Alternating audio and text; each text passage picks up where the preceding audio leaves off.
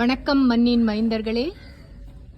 அருள்மிகு ஸ்ரீ காமாட்சி அம்மன் உடனுரை ஸ்ரீ சோமநாத ஈஸ்வரர் திருக்கோவில் சோமமங்கலம்.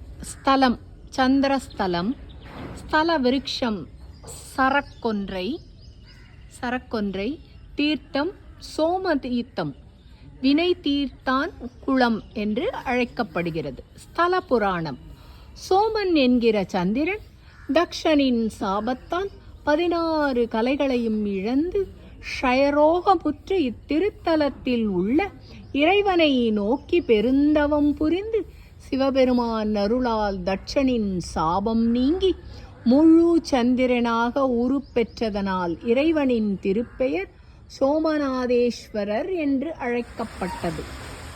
தொண்டை நாட்டை ஆண்டு வந்த சோழ மன்னன் தன் நாட்டில் 108